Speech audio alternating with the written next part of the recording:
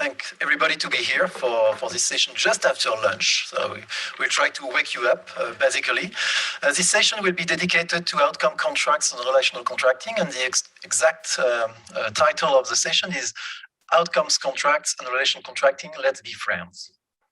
Why should outcome contracts and relational contracting should be friends? I mean, if you were at this conference for the last 2 days now, we are talking about outcome contracts, we are talking about social impact bonds, and we are talking about complex contracting. So contracts in which governments are relying on their partners to innovate, to adapt, to change sometimes performance targets. And basically, traditional contracting is not very good at that. So what I call traditional contracting is a contract where you try to specify everything from the beginning without any surprise during execution, and a contract that is usually quite rigid and that is not good at adapting at an anticipated event. So think about the COVID-19, think about the war in Ukraine that might check some contracts. I mean, traditional contracting is not so good. So you've got some economists, I was just near about to say plenty of economists, but not sure this is completely true, but some economists who believe that relational contracting might be the solution, might be the way to go out. So what is relational contracting? We will discuss about this in a few minutes. We've got one paper, the first one that will be presented, that will set the scene about what are relational contracting and when we should sign such contract and how to do that. But basically, relational contracting are informal contracts or formal contracts that are just setting out what are the goals of the partnerships and setting the governance structures that will align incentives and expectation of people, of contracting parties, and that are flexible enough to adapt without destroying cooperation, so without too many conflicts. So we will discuss in details about this during this session. There are still plenty of questions we will try to address. And I did not give this information before to the participants, so now I will put some pressure. But there are plenty of questions we are interested in. I mean, how do you construct and maintain cooperation in such contracts? How do you avoid opportunistic behaviors in such contracts if this is not formal? How do you do that? How do you implement such contracts under public procurement rules? Because we know that you've got some rules that are quite rigid and you are obliged to follow as soon as you are concerned with public-private contracts, social impact bonds, public-private partnerships, public procurement, and so on. So is it only possible? Are governments ready for such a revolution? Because you need to convince also public authority to go in such a type of contractual agreement. Do those contracts really help to achieve social outcomes? So there will be plenty of presentation today, case studies and more than this, that will try to look at if, as soon as you put some relational contracting ingredients in outcome contracts, results are here or not. So performance is good or not. So these are the questions we will address in this session, and for sure we will have some answers before the end. So we have a terrific panel today to discuss about this, with the first presentation, as I told you, that will be given by Nigel and Michael, that will set the scene about what are relational contracts, and then we will move to presentations that will focus on specific case studies or on a set of outcome contracts and try to see if relational contracting is a good way to proceed or not. Before to give the floor to Nigel and Michael, last remarks, you've got 8 to 10 minutes, no more, to present.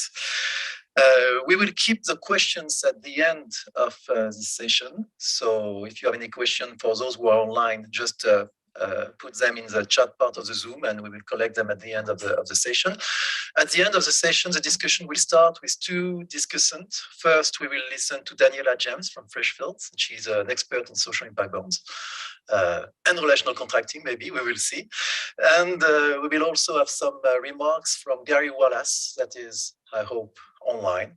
That is a public health specialist of the Office of the Director of Public Health at Plymouth City Council. So this is it for the rules of the game and for the menu of the session. Let's move to the first presentation. Michael and Nigel, this is your turn. Thanks, Stefan. So yeah, I think it falls on Nigel and I to set the scene for this session a bit. And we will be drawing on a recent guide we published, Partnerships with Principles. Nigel's showing you a copy there. I'm sure all of you in person have received a copy. If you're online, you can check it out through that QR code. But what we've really tried to do is make it easy for practitioners to explore how relational approaches to contracting might benefit them. We've kind of looked at a lot of the academic thought on contracting from economics, law, public administration, as well as kind of practitioner insights on how this might work in the field. And so we kind of hope to set some useful context for today's session. So one of the first challenges when kind of putting together this guide was really trying to come up with a definition of relational contracting, because it's done in a lot of kind of similar but subtly different ways of the last 50 years of scholarship. To some people, it kind of focuses on this issue of incompleteness. So the fact that you can never fully specify everything in the contract. And so some authors like Robert Scott kind of say a relational approach is synonymous with an incomplete one. Others have focused on some of the ways in which you might kind of address that incompleteness, be it through trust or future relationships. To others, it's maybe about the kind of how the relationship functions. It kind of it focuses on long-term whole person relationships. While in other ways, you can kind of capture it in some of the practical aspects of relational contracts, like their focus on processes and principles rather than strict terms. So in the definition on the slide there, we try to kind of bring together some of these and find like a middle ground between them. I don't think we think it's perfect, but it tries to kind of navigate these different angles of relational contracting, and also capture some of the different ways it can be implemented. So on the next slide, we kind of look at these different levels of relational contracting. So this idea that relational practice can exist in any contract, really. And so parties can navigate uncertainty in ways other than the relying on the formal contract terms. But there might be ways to embed this more intentionally, building shared decision-making forums, articulating principles for the partnership. And ultimately, as authors such as David Freidlinger and colleagues have articulated, there might be a way to take this even further and embed those principles, those decision-making forums in a way that is legally enforceable. So in the guide and kind of throughout this session, we'll be focusing on that kind of middle relational intent. We kind of try to stay a bit agnostic on whether the formality is required, but we think there's real value in kind of intentionally pursuing some of these more relational elements and to kind of explore why that might be useful. I'll pass over to Nigel. Thanks very much, Michael. Yeah, it's great to be here on a panel presenting. I'm not sure I've ever done this at the Social Outcomes Conference before, though I've chaired a number of sessions, so it's a real pleasure for me. Thanks for having us. So, oops, that didn't go. Oh, I'm going the wrong way. That would be why. Okay, so why take this sort of intentional approach to being relational and trust-based in your contract? We wanted to explore why this was even a thing. And we came up with 4 reasons, which we outline in the guide. For the purposes of this presentation, I've tried to sort of turn them into a bit of a sort of grid or framework. I'm not sure if this works, so I'll welcome your feedback. But I think the 4 reasons stand regardless.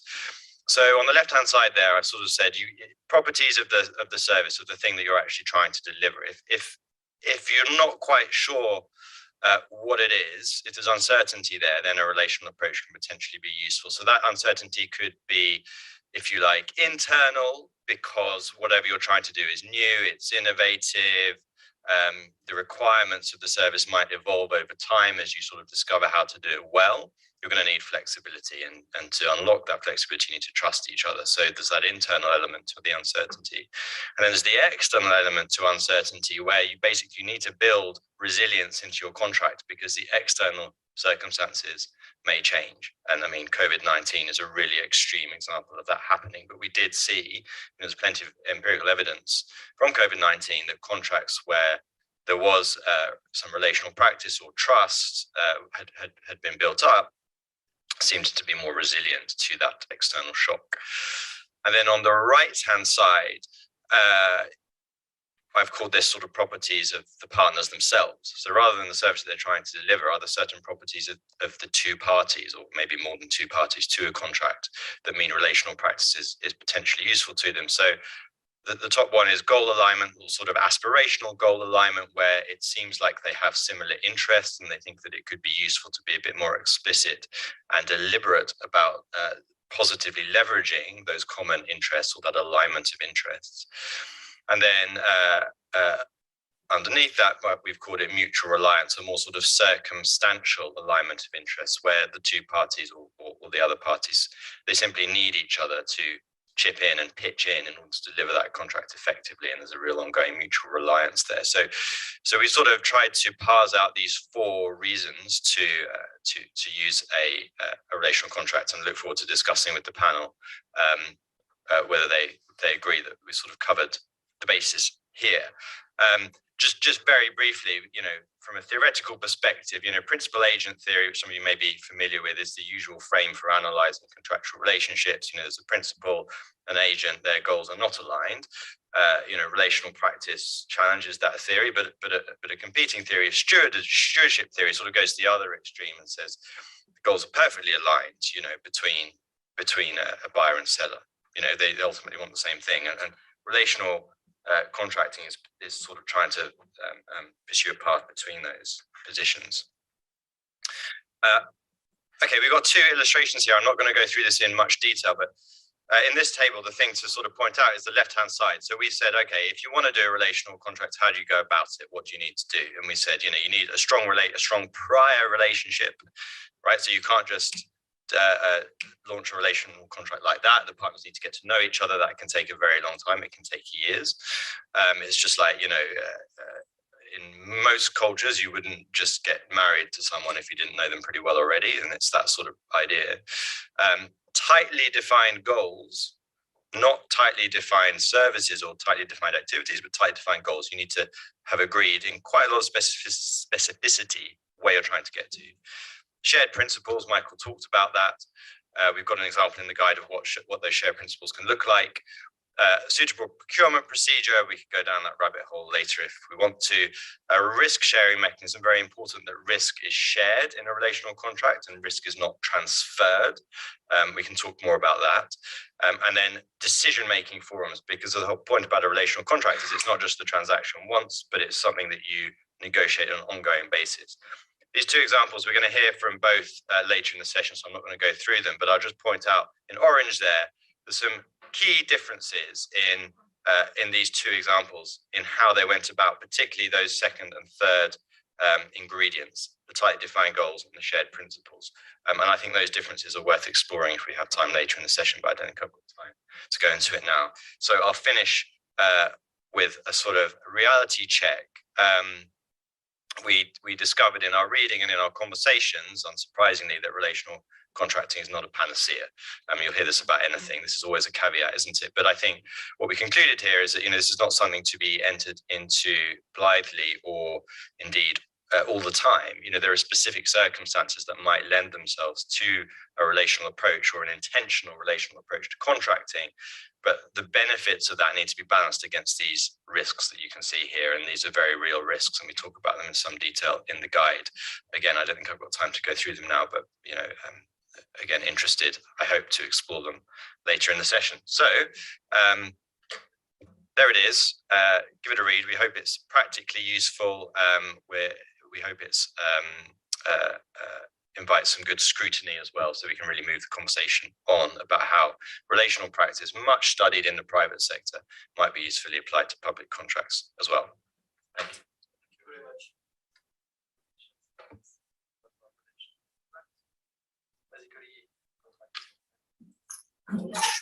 We will discuss this later. And we move to the second presentation with, I believe you are presenting, and Deborah is online and is supposed to answer the questions.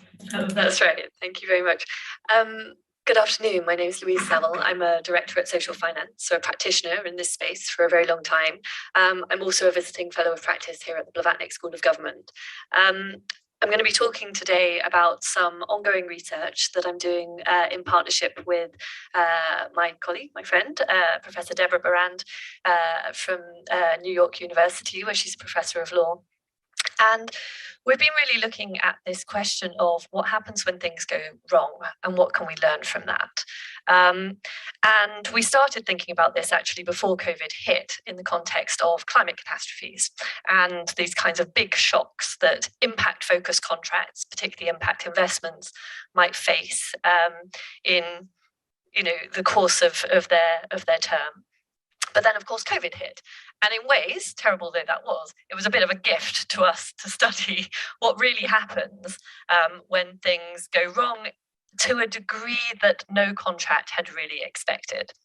And while we had an interest in doing some research that has a broader applicability, a broader implication potentially for impact investments writ large and for potentially also other forms of public-private partnerships, we zeroed in on social outcomes contracts as the focus for this work, really because they put service user impact right at the heart of the contractual structure themselves. I don't need to explain, I think, to this audience how or why they do that. But for us, that made them very interesting as a way to study this, because essentially the payments for the contract are absolutely centered on and aligned with the impacts for the service users.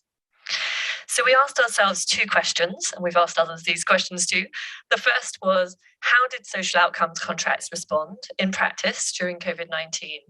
And the second is, well, what can we learn from that for future impact-focused contracts? Not necessarily just social outcomes contracts, but other forms of impact-focused contracts. And we've been looking and speaking to a wide range of stakeholders about this, many of them lawyers, but people who are involved in these transactions across a whole wide range of markets in the UK, in the US, in emerging markets. We've spoken to lawyers who represent a range of stakeholders, some outcomes funders, some investors. And we've also looked beyond social outcomes contracts to understand potential parallels with other forms of impact-focused or public contracting. And we focused specifically around three sets of terms contractually. One was around governance clauses, the second around termination events and how those were defined, and the third around force majeure clauses. And we can talk about those in more detail later if that's useful. So, why does this matter?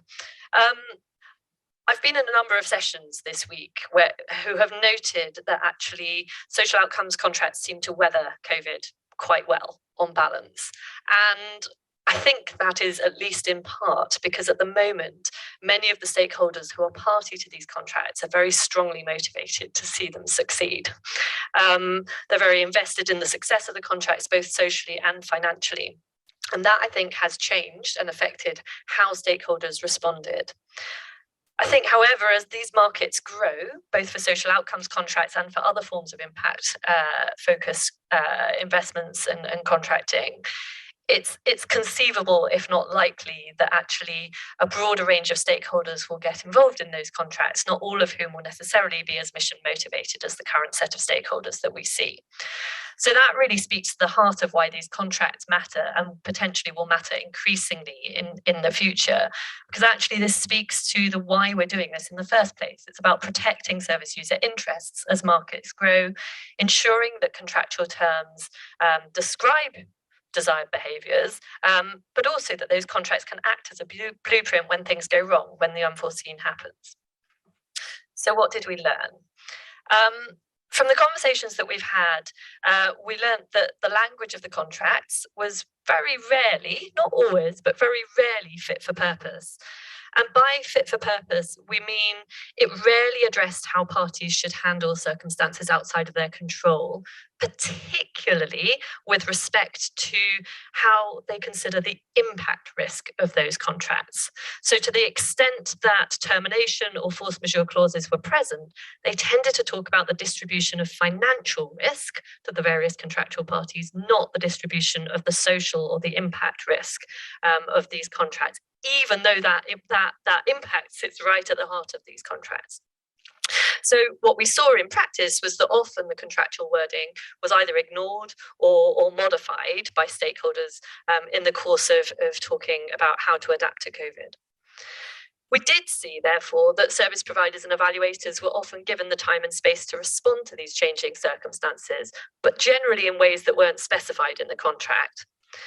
We didn't hear much, though, about service users themselves being part of the decision-making process.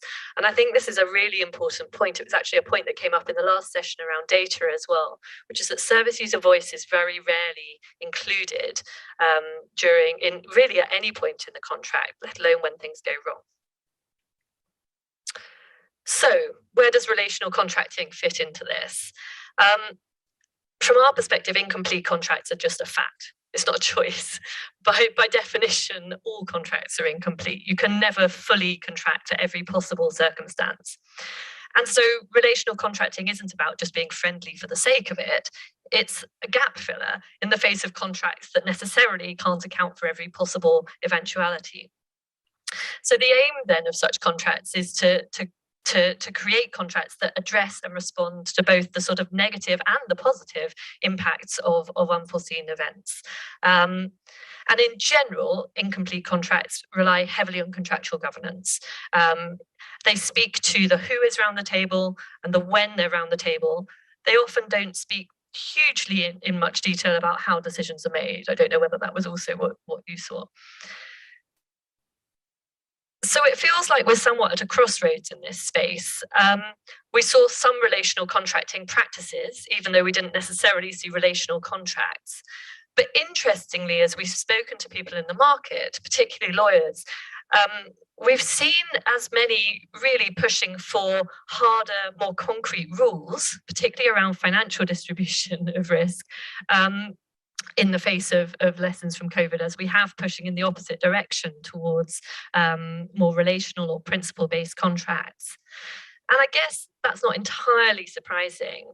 We've tended to hear those opinions from lawyers who are representing investor interests. And that certainty, I think, is particularly comforting for that group.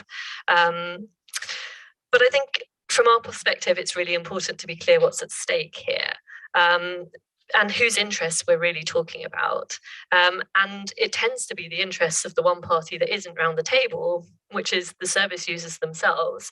I think our sense is that actually relational contracts potentially, if they're well written and well constructed, offer an opportunity to put that service user interest right at the heart of discussions, at the design, at the contracting, and throughout the implementation of a particular contract. So it's not just about being friendly. It's key to ensuring that that relationship, particularly between the service provider and the service user, is front and center, and keeping people aligned with that impact when things go wrong. Thank you very much, Louise. And did you find an example where service users were involved in? We didn't really come across any examples where service users were present around the table. To the extent that their interests tended to be represented, it was almost always mediated by service providers. And I think that's something that I think is really interesting, potentially as we go forward, is to think about, should governance structures for these kinds of impact-focused contracts think about other ways to bring service user voice to the table into those governance processes, potentially via one or more agents that does not have a financial interest in the contract, and therefore can potentially provide a kind of more objective view. But I mean, it's difficult as well, right? Because there is no one service user voice. Service users are diverse, their views are diverse, their needs are diverse. And so, it's complicated, but I think no less important for that. Thank you. So let's move to the third presentation that will be given by Lee Whitehead. Lee, go on. Thank you very much. Good afternoon. My name's Lee Whitehead. I'm working with Manchester Metropolitan University on research and working with Chris Fox, who's in the audience this afternoon.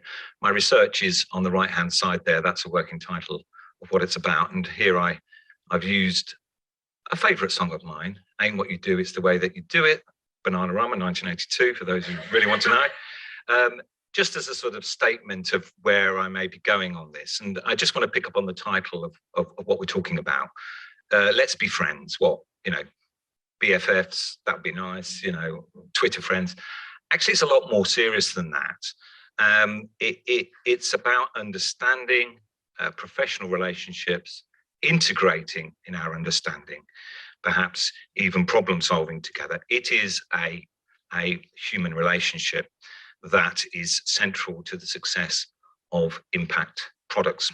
So I'm going to say we're moving away from some of the adversarial nature of traditional contracts, and I think impact contracts take on board the relationships between the players, between the actors to a new level, if they're going to be successful. Okay, so I've done some preliminary research on this, but my framing was picking up from what my own views are, but also what I pick up from others, that many impact projects today have been seen as quite complicated, transactional, maybe at the cost of being transformational, not necessarily looking at what are the, or crystallizing what are the key factors that bring success through impact projects. I can tell you from a very distinct conversation with commissioners and procurers that impact projects are unattractive to them. And therefore, not least because of those reasons, they may not be living up to their promise. However, I'm just going to move us along into where I'm going around my broader research, but specific to the information I'm going to talk with you this afternoon. There is a growing body that understands the relational and particularly the co-creation and co-production behind impact projects as being rather central to their success. However, we need to understand that in a simpler way, and I argue in a human way. What we need to do is to start to crystallize out the elements of success and, of course, use them more frequently. So there are some theoretical considerations behind this. I'll leave you to look at that. Principally, capabilities, human learning systems, and co-production and the involvement that we've just heard about from end beneficiaries, I think are crucial to the way that successful SIBs achieve their aims.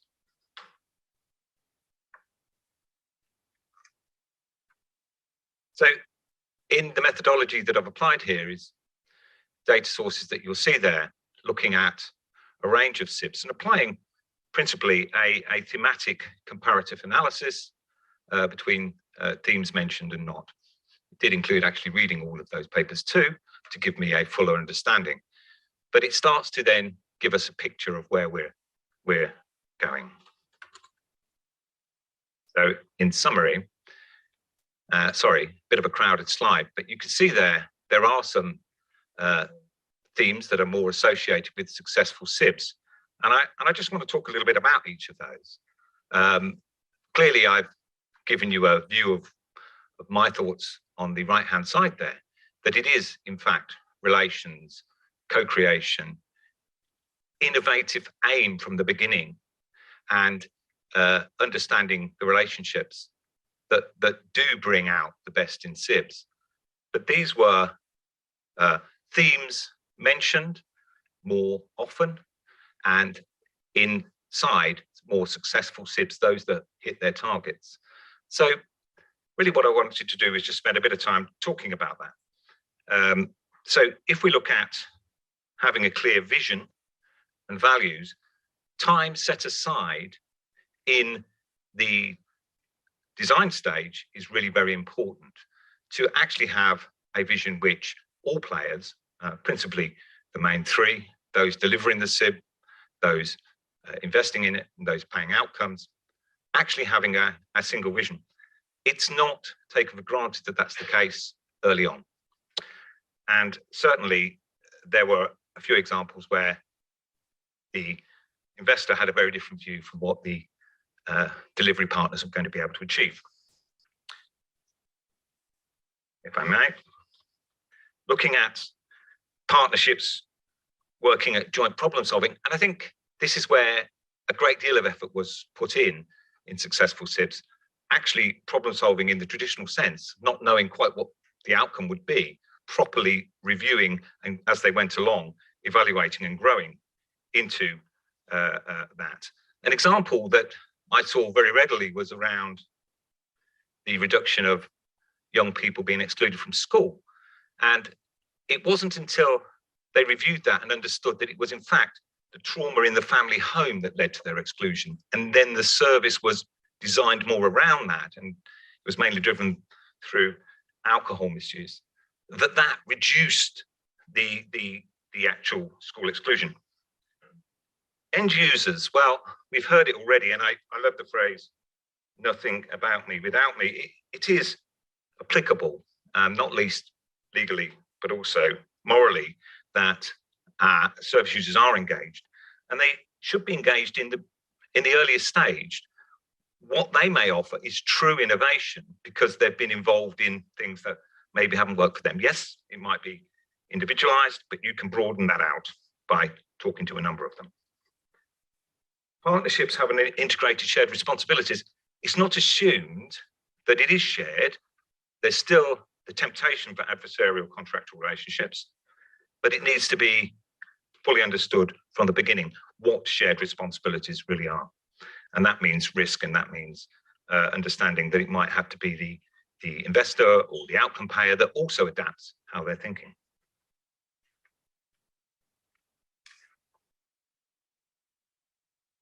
Mapping impact capabilities and skills and gaps. Many SIBs, in fact, I looked at 18 and about 6 of them had this, where they actually spent time looking at what skills they had to do an impact project, and they looked at their relationships as being fundamental to that. And those SIBs did far better. So there is something in there around how we look at that. Plus there is something in there around the integrated options between different outcome payers, for example, DWP, MOJ. How do they really work together when it comes to reducing recidivism through employment of ex-offenders? Mapping capabilities, I mean that in the capabilities approach, NUSBAM principles, is understanding what the knowledge is within that system of the capabilities to achieve the change. And often they're at quite a low point. Where they are higher, those SIBs are more successful. And I think we have to understand that is where SIBs can really have the benefit of defining cause rather than just dealing with symptoms.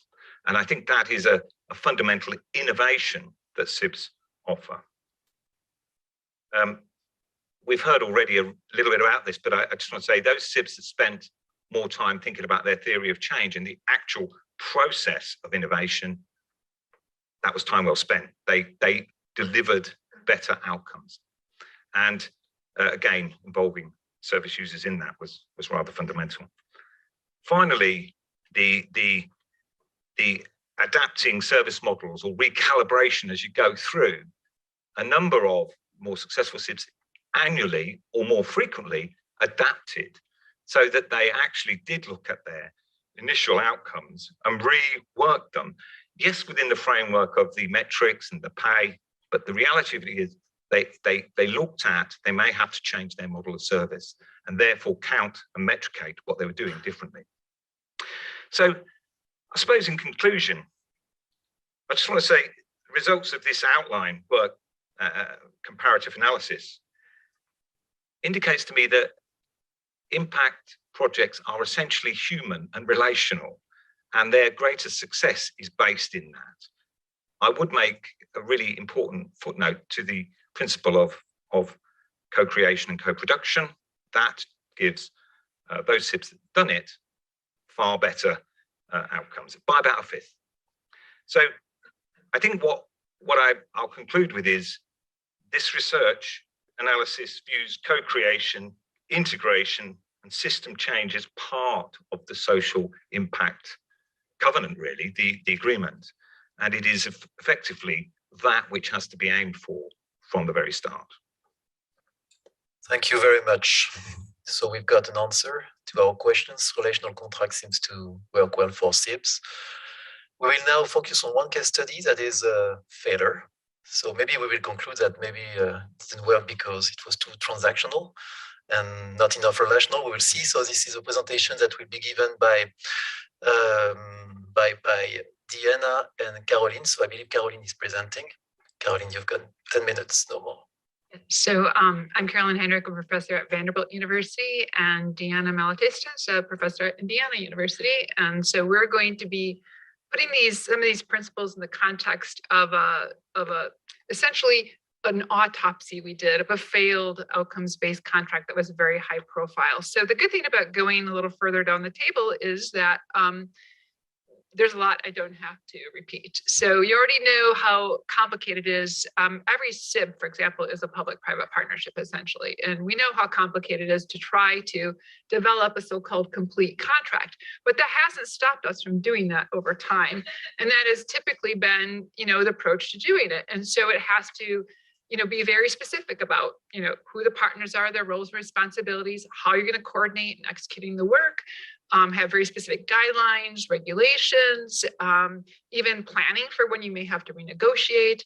And so the terms and conditions, the more complex these public-private partnerships are, can be very laborious. So I won't go into all the details of those things, but essentially this is what we've known as the formal transactional contract. And so we already talked about how hard it is to specify what might happen. What happens when you have an unexpectedly devastating flood to housing needs, social human service needs, and preparedness of service providers to meet those kinds of needs. These are just things that we can anticipate in advance. But we've tried to do that. We've tried to put into contracts, very specifically specifying courses of action, the consequences that follow, how the terms of contract might change. But inevitably there's oversights, gaps, omissions that we cannot help, right? There's ambiguities even in the contracting language, as we're going to talk about today. You may start from different reference points of what your even interpretation of the contract is when the parties come to the table. That's where relational contracting has come in and has been kind of, probably now for almost a couple of decades, been thinking about, what are the alternatives of what are relational governance mechanisms that could help us with some of these challenges. So, for example, instead of trying to specify a provision for every contingency or change that might happen, what if we substitute those provisions for things like trust or reliance on the reputation that our partner is going to deliver, and reciprocity, right? Understanding this is a dynamic set of exchanges that's going to happen, and we have to be able to count on each other to make this work. And so relational contracts supposedly supply some of these informal incentives, substituting the formal, rigid parts of a contract for the idea that, right, that we are going to trust each other. Some things may be unwritten in the contract, and we're going to cooperate and work together on that. It requires credibility among the parties, the expectations that you're not going to renege on certain provisions that we may not fully specify in a contract, and moving a little bit away from the kind of legal, right, infrastructure that governs how you interact when these contingencies or changes and things as they evolve. So, Michael and Nigel started talking about this spectrum from relational practice, relational intent to formal relational. We want to talk a little bit about what is the formal relational, which brings those two together. So, our perspective is that both of these parts of contracting, formal and relational, do have valuable mechanisms. We have to live with the fact that we live in a very legalistic world. In the public sector, we have very specific rules and regulations about procurement, about how things are handled. So neither of them, the formal transactional or the informal relational, on their own really serve us well. And we've seen that in many different domains. And so, but we also recognize that relational governance necessitates not just this kind of business transactional engagement, but psychological engagement, right? So partners, as I was saying earlier, will bring subjective interpretations of what you've laid out or negotiated in a formal contract. And that's why that these informal relationships, the trust, understanding, very intentional building of collaboration and relationships is important to filling in, as we said, those gaps in the formal contract.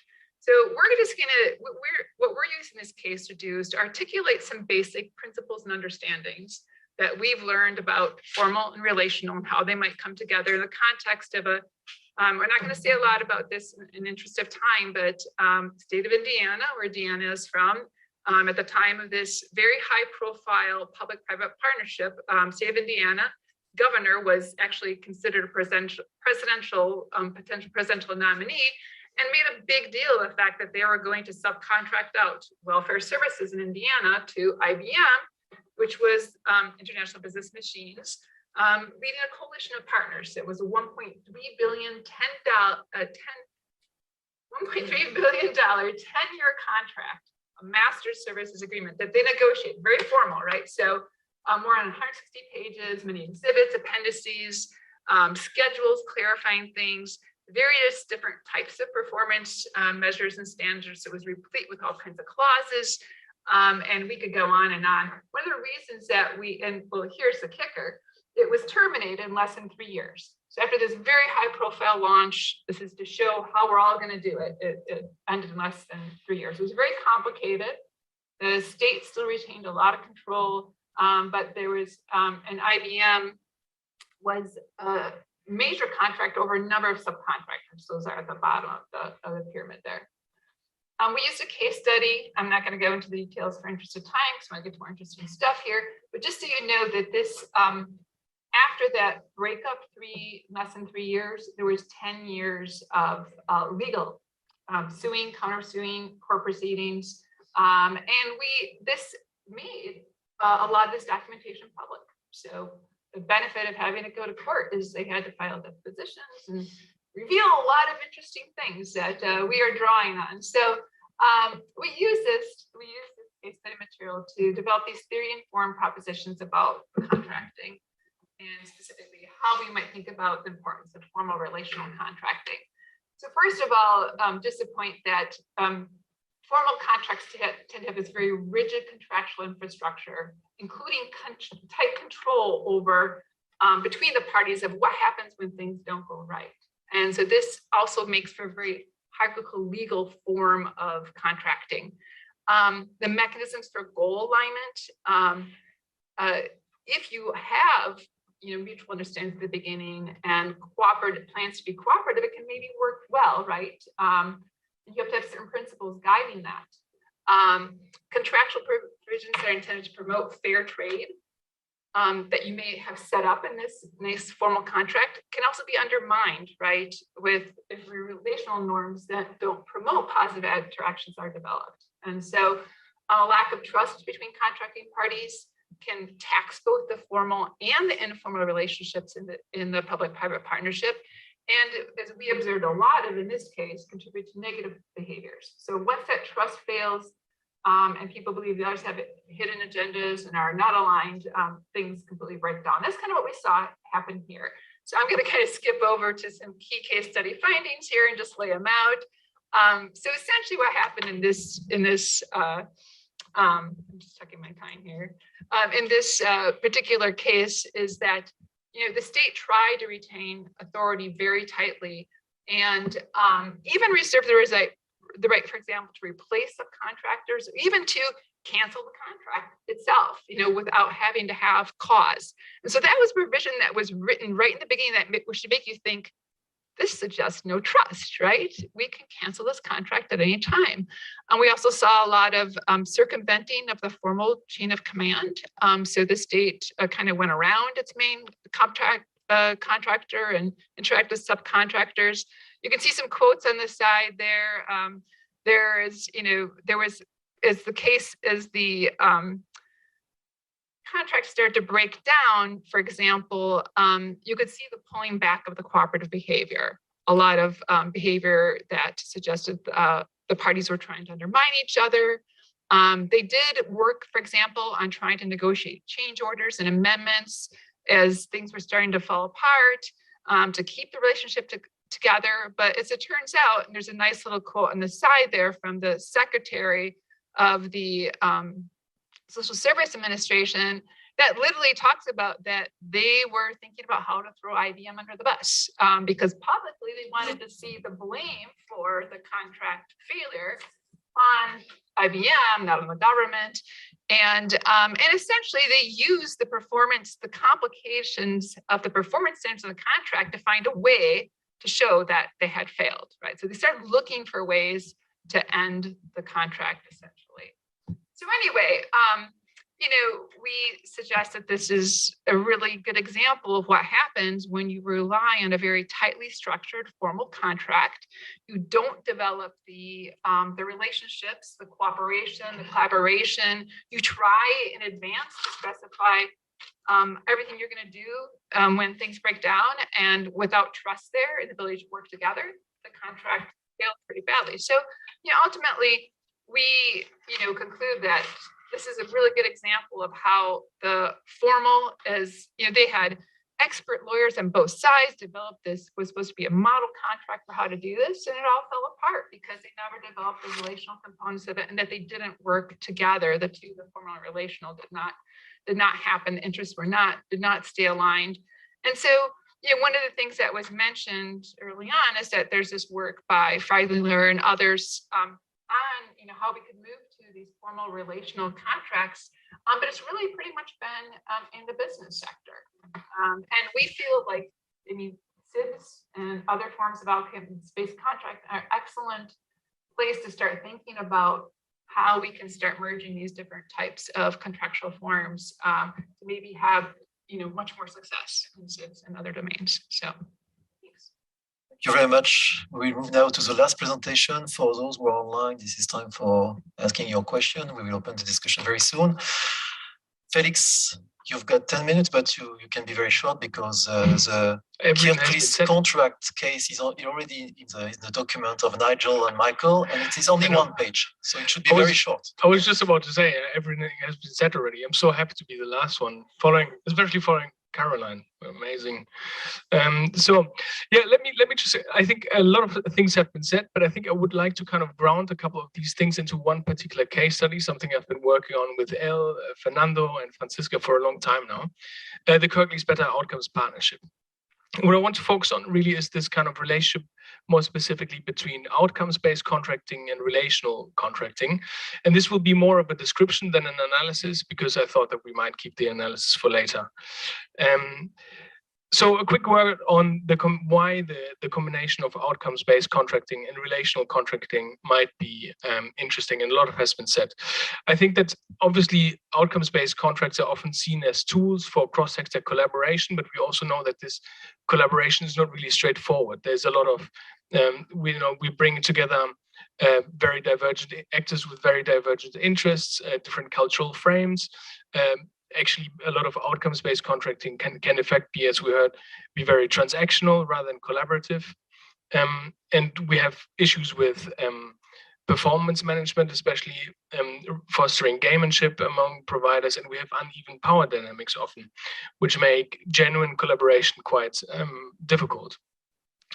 Now, relational contracting, so the question is really whether a more consciously relationally designed outcomes contract can help mitigate some of these problems. So we've already heard from Nigel and Michael what relational contracts are, and in my analysis, I really want to focus on the relational intent of the contract that we've seen in Kirklees and how it may have provided a basis for considerable relational practice. So I won't focus so much on the question of enforceability and whether this is a formal relational contract or not, but I really want to carve out more how the contract's structures may have provided the space for relationships to form organically, and how the SIP's stakeholders may have made use of this relational space. In more academic terms, it would basically be the question between structure and agency. So a couple of words on the case study. So in Kirklees, or KPOP for short, the KPOP is a service designed to support adults with housing-related needs. In practice, this often means supporting people with multiple and complex needs. This is a 5 years outcomes contract where KPOP, which is a subsidiary of a private investor, holds an outcomes contract with Kirklees Council and is responsible for managing 8 provider contracts. So when I talk about the SIP contract, I don't mean just the outcomes contract, but I'll talk about the web of contracts that emerges from this initial contract. So now let's turn more deeply into the contract. So the first indication that we're dealing with a contract that is intentionally relational is that the contract is prefaced by a statement of shared principles.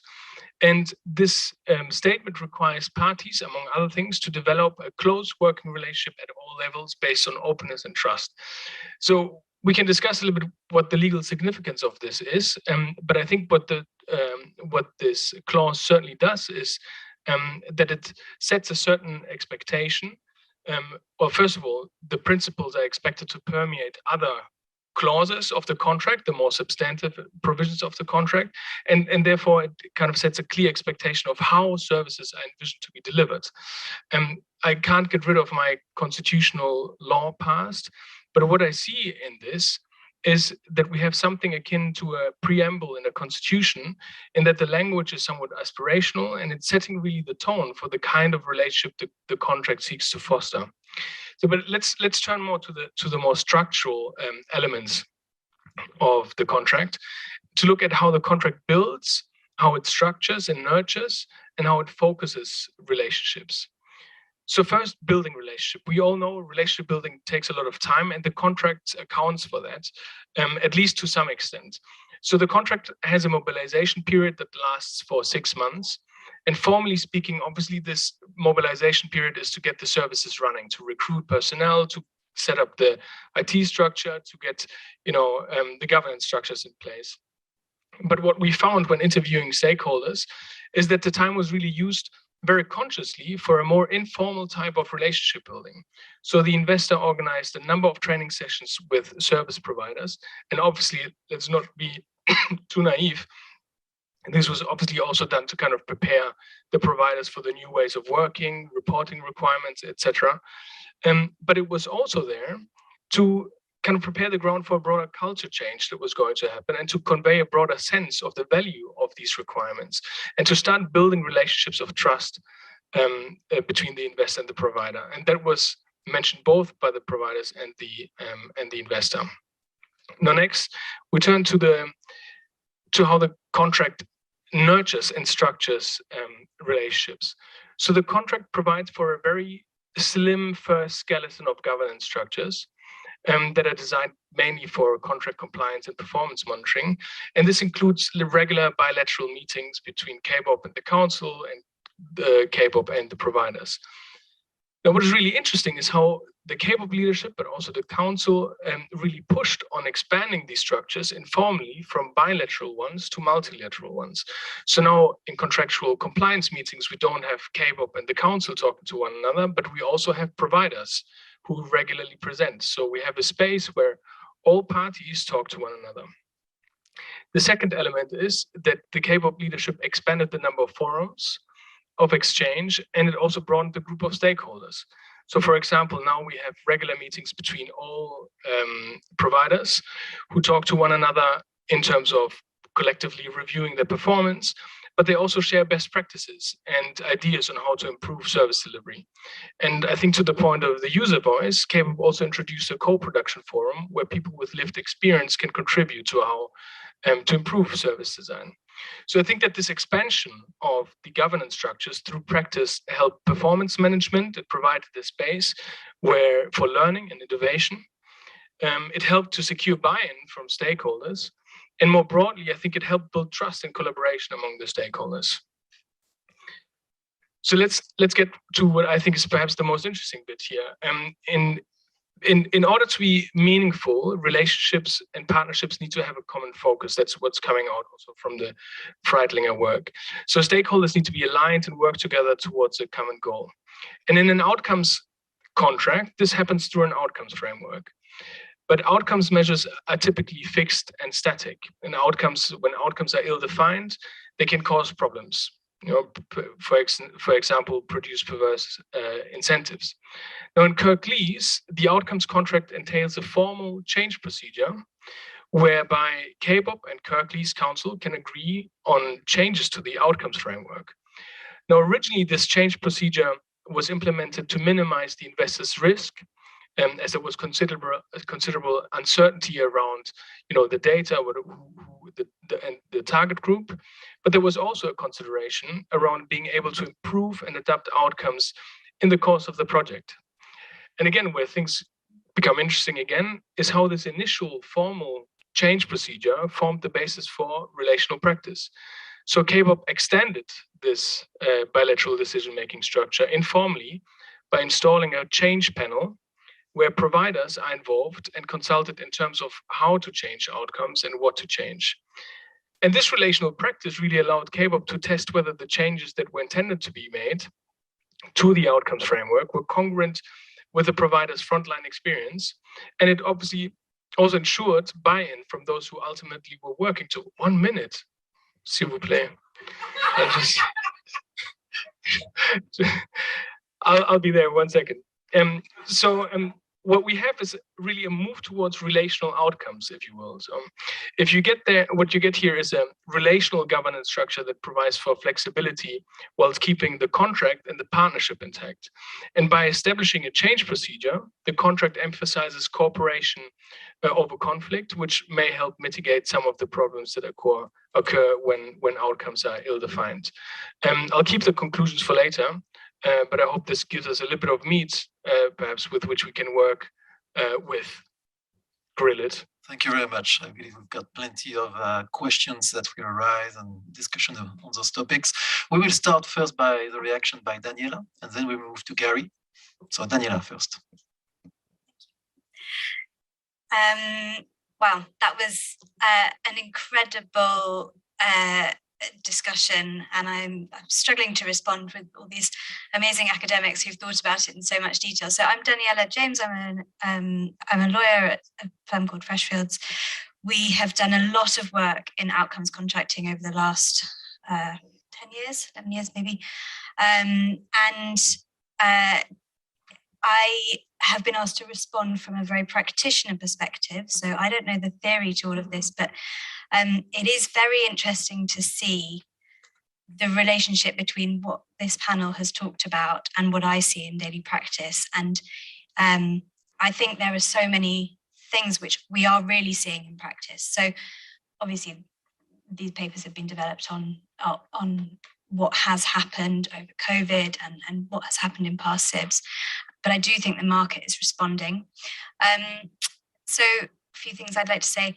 I'm happy to hear that the panel didn't think that lawyers were purposeless, that incomplete contracts were the way forward, and that that the formal relational route was a better one. And that's something that I really feel. I think it was sort of said, you can't possibly describe everything. And there's a paper actually that Deborah wrote, which is about the cost-benefit analysis of, you could write everything potentially, but it would cost you millions and millions and millions of pounds of legal fees. So what is the sensible way to go? And I think what I feel is, if you do know something, you write it very clearly. And I think that's really important in this idea of how to build a relationship, setting the groundwork for people to know exactly what they have agreed, and make sure that that is very, very clear. We've seen examples in contracts where maybe something wasn't totally clear and different parties had different expectations of what that would mean, and that lays the groundwork for misunderstanding and disputes later on. So where you're specifying what you do know, be very clear. Where you don't know, don't just leave it out. Say what you don't know, and then say how you're going to deal with that if it actually arises. So these processes that people have been talking about, I think, are really important. I really like Felix's sort of build, structure, nurture description of how to build that relationship, structure it and nurture it, and the idea of it as being a marriage. I think the title here, Let's Be Friends, maybe not quite right, because I don't think this is so much a friendship. It is more like a marriage. And I think from personal experience, possibly, the best marriages need quite a lot of work. And I think setting the ground rules and structures to do that is incredibly important. And what we see at the moment is an incredible focus on governance structures. It's such a big thing at the moment to make sure you've got the right people in the room. Sorry, I'm taking too much time. And then, I think the last thing I wanted to say about was the co-creation piece. I think is really important, and the user voice. And it was really interesting to hear, because I wasn't actually aware that on Kirklees user voice had been brought in.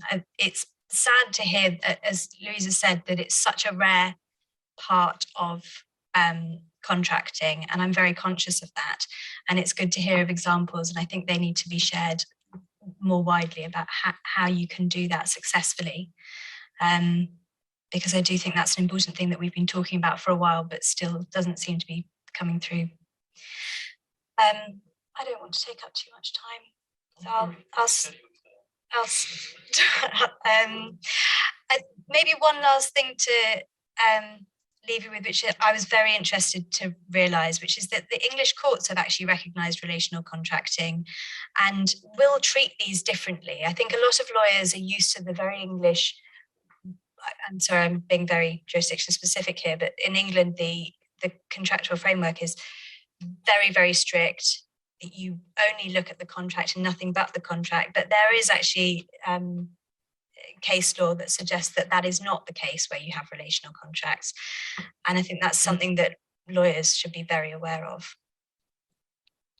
Okay. Thank you. Gary, are you online? Can't see you, but I hope so. Yeah. Can you hear me? Yes, we can hear you, so you can. Okay. So I'll just make a kind of string of observations, really. So for us in Plymouth, because we're an integrated city where all our money's pooled with the NHS, there's an important symbolic value to our relational contracting, which it was to kind of symbolise the council was taking on a more curatorial role, and it was moving away from the very much more transactional approaches we've had in the past. That it was really a response to austerity. We didn't have a lot of money. If you want other people to come and play in your space with their money, you have to be much more generous. You have to be much more open. So the relational kind of contracts were symbolic of that, as well as their kind of actual. I mean, it was a way of signaling that we're reformed. The next thing I want to address, which because I'm doing this in no particular order, is a point Nigel's made about if all these contracts are relational, what do you do if you get a new sheriff in town, which is happening all the time in any contract. Key personnel change, and the answer that we have come up with is that we just repeat all the systems work, all the listening work, all the co-production work. For us, it's a constant process. So the new person would just become part of the latest iteration of that, the system mapping, the system exploration, the listening exercises, and the co-production exercises. Another kind of observation is that we talk about the kind of the commissioning party and the service provider party, but we kind of explicitly think about there being this marriage being polygamous. So each partner has two other partners. So that the people that use services are part of this too. So there's the relationships between the commissioner and the provider and both of us and the people that use the service. So ours kind of central strategy is a learning strategy, and we are constantly doing appreciative inquiries, focus groups, co-productive exercises. So we speak to hundreds of people every year, and they kind of help us stay bespoke. They help us understand where we've set ludicrous targets. They help us kind of mitigate those. But it's a really kind of important thing because, as an earlier presentation made the point, service users are often not represented around the table, and we actually don't want them around the table because they are not representative. So by definition, any service user that agrees to become part of your committee system is probably an outlier. We see it slightly differently, that it's our role to listen to as many people as possible in as many ways as are appropriate for the people to whom we're listening, rather than kind of historically the way we did this was each service had a service user group of maybe 6 or 7 people, and they all tell you that service is brilliant. So for us, it's a much more kind of iterative process. It's a core and fundamental principle of our system.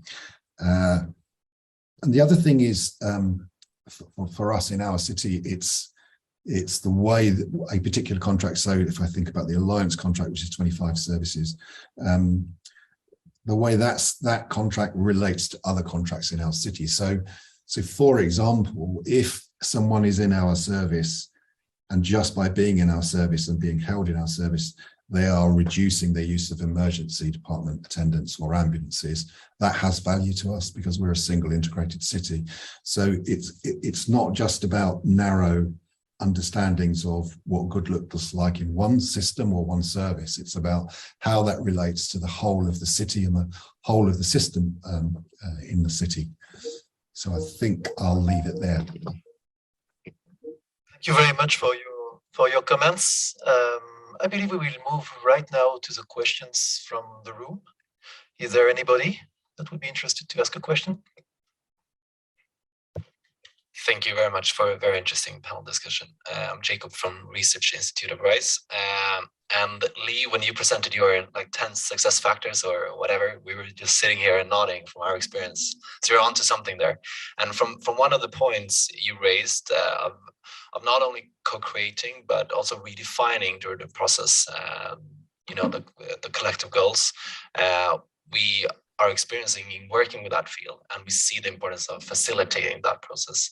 So I was just curious to know what methods you've come across in the more practice-oriented, when the contract is set, even if it's a relational contract, how do you actually go about it during, and maybe Felix wants to contribute to that as well, because I saw you mentioned an example of the KPOP. Did you have any defined roles of facilitating that, etc.? Shall I first? Thank you for your comments. I'll refer to it firstly theoretically, but then practically, because that's what you've asked. I just think we need to apply human learning systems into impact projects. And really what that means is how a system dynamically learns as it goes along. In the example that I was given, a real example in so much as, reducing young people's exclusion from school, which, by the way, makes them about 60% more likely to become adult offenders. So taking that as an impact, what was driving that, and the way that was found out, now moving to the practical, is simply asking those young people with their families why they felt they couldn't be at school and why they were behaving in a way that meant they shouldn't be at school, or that's what the schools felt. And that's where we found it was alcohol-driven trauma going on in the household, because actually what we'd done in that case, in that SIB, was looking at it from a reduction of school exclusion, which was a symptom of a cause which wasn't found. That's why I mentioned human learning systems on problem solving. When you put together the very powerful element of co-production, i.e. actual people who are experiencing that, giving their views, you will get to those causation reasons. But I think that sits within human learning, and I think that sits within problem solving. And I do mean problem solving in the most basic of ways. Problem solving is a process of not knowing what the outcome will be when you start off in the process, but you will be given all sorts of barriers and guides through co-production to get to the answer. SIBs are a home for that, like no other procurement. That's my view. Yeah, I think I try to describe the SIP in Kirklees a little bit like, soil that provides like some sort of basis on which things can grow, but it really depends on those who are enacting it to make things grow on that soil. And I think that the move towards governance structures is really important. So more processes than really actually define what you want as an outcome, but more how do you design these processes. I'm important from a technical legal point of view to kind of think more about how you structure contracts around these processes and governance structures rather than what yeah, exactly. And then, but I think that even if you would do that, it's not a guarantee that the project will be a success, because it still depends on who the humans who are basically, and then you have all the human learning systems and all of that stuff coming on. But this relationship is where I really find is extremely interesting to explore, and which I'm hoping to explore a little bit further, and what conditions with this relationship basically, and how you design that.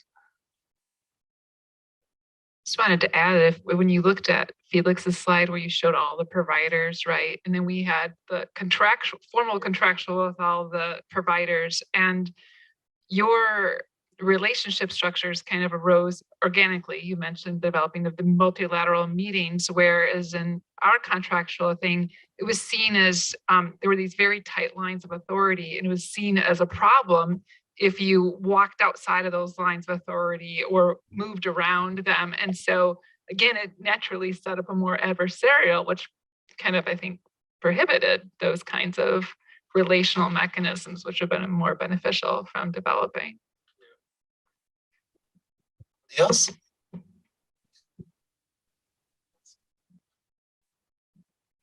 Thanks very much.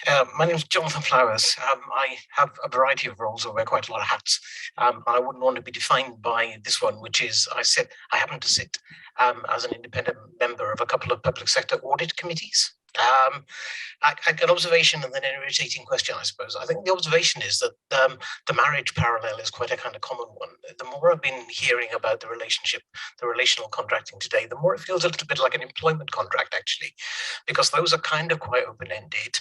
You know, they're not fully specified. There's an expectation of growth and so on within that. And I haven't had enough time to kind of play with that analogy yet, but it seems quite interesting. My irritating question is, and with the kind of audit committee consideration, firstly, I can see that this helps massively in terms of managing some risks, managing a whole set of risks that have been apparent for years and years and years in terms of these kinds of contracts. What I wonder is, and what I'd really welcome some input on, is how you are able to give an assurance that these things are providing value for money. As public sector organizations, we have to do that, which is a bit irritating from time to time, but we do. That's just the way that it is. And I'd be really interested to know, particularly in some of the practical cases, how an assurance of value for money, you know, for the public auditors and so on is given. Stefan, I can answer that. So one of the overlooked, I think, benefits of relational contracting is the avoidance of renegotiation for amendments. And so I've looked at a lot of federal contracts, state contracts, and local contracts in the US. The rate of renegotiation is quite high. And we all know, especially practitioners, how costly renegotiation is. But I don't think it's actually the transaction cost alone that we can really empirically talk about and figure out. I think the real problem here, and where we can show a big benefit, not only the transaction cost clearly, but is that when you look at the outcome of these renegotiations, they happen because something was not planned for. They are essentially a realignment, right? And usually one party comes out better than the other. So more contracts are, to the economist, rent seeking than Pareto improving. When one party comes out not as good as the other part, that is a violation as well of kind of the norm of fairness. And there will be problems, whether they surface right away or not. And that's really what the psychological contract is all about, right? We all have our own perceptions of fairness, regardless of what the letters say in the actual formal written agreement. And so each time that happens, we essentially jeopardize the relationship. So empirical costs, first of all, I think you can clearly show on the transaction cost side and just how many days are lost, for example, in renegotiation, and how often. In our case, every amendment put the relationship further in jeopardy, no doubt. But we can actually find and sum up some of those real costs. But I think the real other costs we often don't talk about is the problem with renegotiations.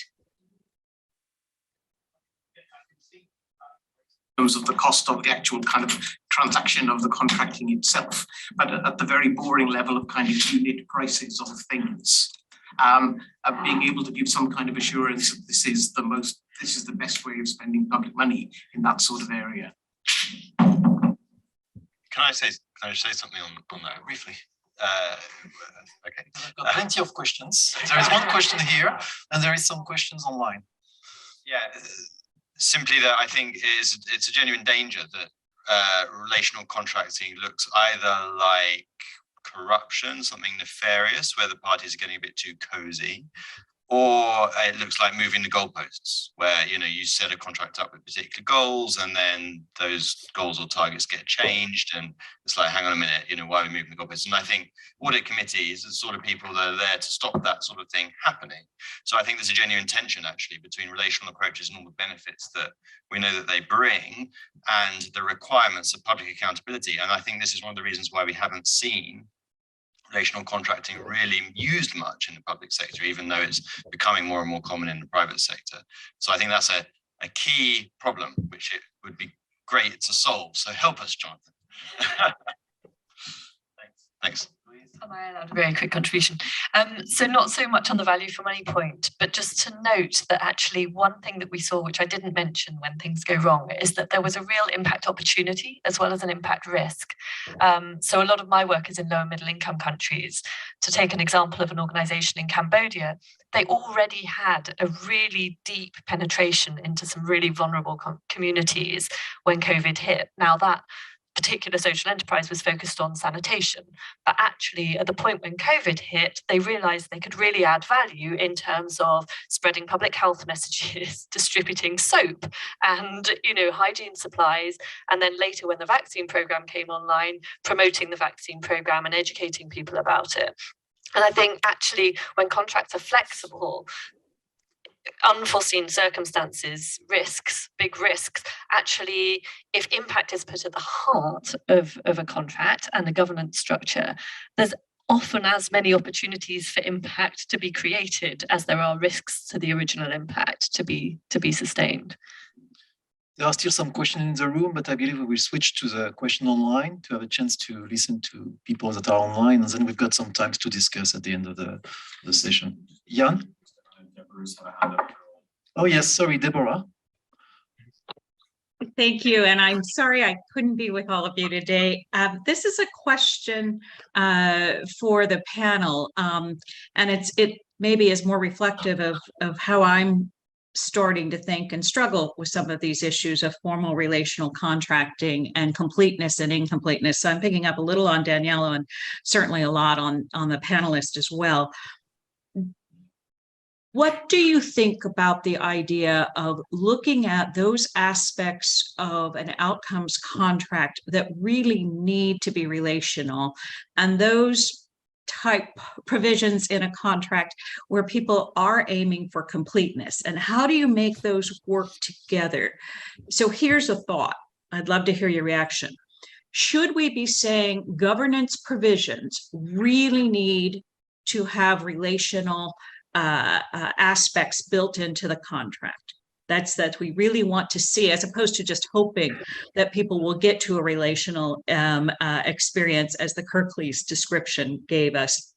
Similarly, are the wind-up procedures another place where if things have to be unwound, we really should be thinking that relational contracting is what should lead there, as opposed to clarity of provisions? And then my last question about this is, and where we aim for completeness. I think this idea that came out of the Indiana story of how there were provisions in the contracts that actually undermined each other. So one of the things that Louise and I have been looking at is, do the termination provisions, do the force majeure provisions undermine some of the relational and impact risk challenges in these contracts? And do those need to be modified to be more responsive to a relational contracting? Thank you. Yes, I think that's a great idea, and a good step would be to take those boilerplate language that's in a lot of the governmental documents and say, how would this look if we built in those principles in relational contracting? I think there are 6 principles, right? Autonomy, integrity, honesty, so et cetera. It's how do we actually make them consistent? How do we get that language, make that boilerplate language consistent with that? And there is no doubt that some of the standard language we find in most government contracts, the termination for convenience clauses at the top of the list, violate those principles to begin with. So I do think we have a long way to go to get the public sector to really recognize that. But I think a good step would be redoing some of that language for sure. And just to add one more thing to what you said is that so you talked about how maybe certain things can be left to relational and certain things have to be kind of in the formal. So for example, legal requirements that certain individuals with certain eligibility criteria be served, right? That's something that, you know, maybe has to be formal. We want to hold the government accountable for that in a formal way, but other things related to more like performance metrics could be very, you know, tightly enforced, or they could be used as a learning, like bench learning, like you do in the EU, used as a learning mechanism rather than something that, oh, if they violate this, it's done, right? So I think there are also provisions what you were talking about there, Deborah. I had a slightly counter voice. So I think what we found over COVID was that actually, I mean, it's difficult for me to say because I don't work on regular service contracts, so I don't know the counterfactual, but we did find that relationships held up. Actually, the outcomes contract at the time wasn't in the UK wasn't particularly fit for purpose. It didn't have much of this stuff in. It's got a bit, but it's not great. But it did have governance, and I think just because of the nature of these contracts, they tend to be more relational. And what we saw, and I think Louise's point was also really important, that a lot of councils understood the value of them because they were reaching the most vulnerable who were being put in an even more difficult position. So I think all of those factors meant that we did really get a lot of drive to sort of keep them going. Now, where that didn't happen, you need something to fall back on. You do need to have things that say, right, the relationship's broken down, this isn't working, how do we get out of it? And actually, I understand why you want to get rid of the voluntary termination, and I completely agree with that theory of it. But then there are some circumstances where actually maybe a voluntary termination is an easier way out for some people than saying you defaulted and now we're terminating you, which you have to have a default termination in the contract. And so actually maybe you could see that as a relational thing in itself, but we're not going to do that. We're going to just say, actually, this isn't working. We're going to voluntarily terminate and walk away. Just some thoughts. Jan, would you like to sum up the questions we've got online? Well, no, I mean, there are lots of questions that are good online, so thanks for that. So Graham online has a question that's directed to Lee, but I'm sure many of you will have a view on this. He said, could you give more details and/or examples of what you mean by describing outcomes in terms of vision and values first, but backed up by quantitative metrics later? Sorry. Yeah, I will.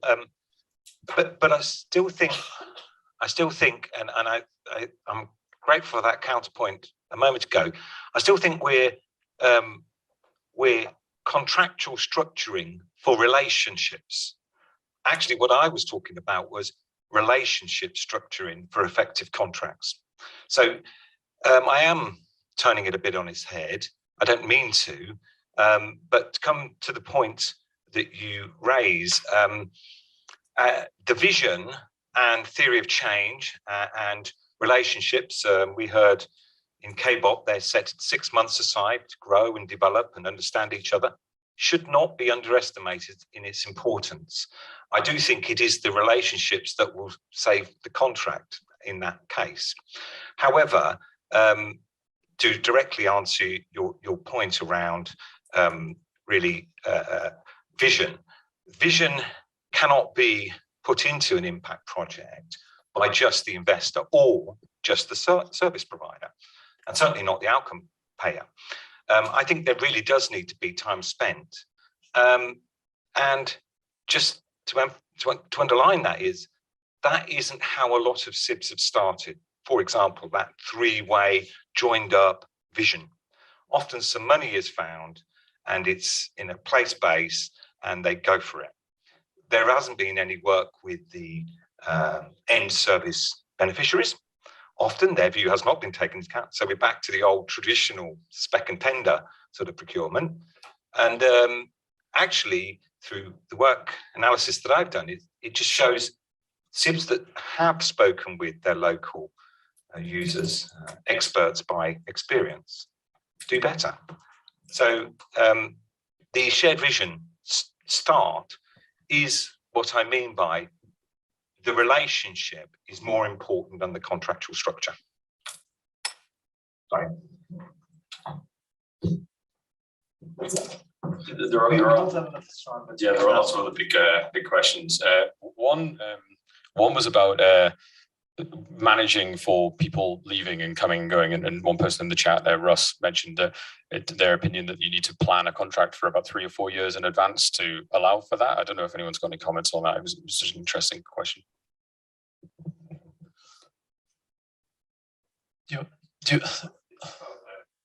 Their opinion was that you need to plan 3 or 4 years in advance for contracts in order to control for the fact that people might change and you might lose that personal relationship. In fact, I believe I understood the question. I did not read the question online, but the question is, this is not a marriage. I mean, people, you've got some turnover. So if you've got a large part of the contract that is informal, that is not written, how do you do when somebody is leaving? And yeah, this is a very good question. Yeah, Gary sort of mentioned that earlier. He's waving. Yeah, so I think it's about so it is about relationships, but you are constantly working on relationships. So and people are constantly coming and going. So it's about how you constantly garden, if you like, treat the relationships like a garden. You're constantly weeding and tending and being kind of open and generous and inviting people to participate. So it's a constant focus on the relationship. So it's not, the relationship forming is not an event, it's a constant thing, and you have to pay constant attention to it. And that's how we kind of cope with the reality that people come and go. It's building new relationships with new people, exposing them to the things that we've all been exposed to, supporting them, because it's a bit weird for people if they come from a more traditional contract into our contracts, to kind of to work on that. It's part of the work of the contract is the constant attention that we pay to building relationships of empathy and trust. Just a practical thing on it as well. I mean, what I think we saw a bit is that a lot of investment needs to go into the relationship before the contract even gets signed. And I know, Gary, this is something you told us was true in your case, it's true in many other cases as well. And, before the contract gets signed, money may not have changed hands. So are the partners willing to invest basically from their own pocket in that relationship to make the contract work better once it does get signed? And I think that's a key question, particularly for procurement processes in public contracts. I would just add, if you think that front end work is just front end work, I think what Lee is saying, what my experience has been, you're going to do it every year. It's not necessarily going to get any easier because you have this constant change that you're adapting to. So it's not just front end work. I believe it is time to conclude. So I've got many questions. I will just transform them in remark, basically. So relational contracting exists for a long time. This is you've got some work in the 60s by economists, and they were focusing mainly on private contracts. So McNeil, 1963, for example, is just telling, and I like this quote, I do not know the quote by heart, but this is in the document written by Nigel and Michael, something like, you can fix any conflicts as long as you do not involve lawyers. So if you push to the extreme, you don't need to write a contract. Everything is based on trust. Even if you look at Oliver Hart paper 2019, he's focusing mainly on private-private contract. He's talking a little bit about PPPs, but public-private partnerships, but this is really focusing on private-private contracts. So I'm not completely comfortable, and I'm not sure I had some answers to some of my questions at the beginning. And it echoes some questions that have been asked during the discussion. I mean, let's say I am a public commissioner and I want to go on this path, relational contracting. First, with whom I should contract. So how do I award the contract? So how do I organize a call for bids? Is there an auction? Is it a negotiation? Should I base my choice on reliable partners, trusty partners? How do you put that in an auction or in a negotiation process? This is not clear, especially because I don't want to be accused of corruption or contracting with my friend. And this is the title of the session today. And then how can I assure my partner that if he's doing the job well, and I have no way to force him to do the job well because the contract is incomplete and this is just a trust relationship, he will be renewed. He will have some future contract because the guy is looking for future business. And in public procurement, in public contract, you can't tell to your private partner, don't worry, if you do a good job at the end of the contract, you will renew it, or I will give you some other contracts. So I'm not sure it is so easy to implement, but at the same time, I agree with what you said, that is very often when you are looking at public-private contracts in details, you find some relational contracting aspects. So commissioners, they find some way to implement some relational things in their contract. So I believe this is really a very interesting topic. Thank you very much. We've got time to discuss all together. This is a break. And sorry for those who are online. The session was recorded, and usually I'm online too, and I really like the questions that are asked online, and this is really part of the conference. So I will go back to the recorded session, and maybe I will react to the questions that have been put online. Thank you very much.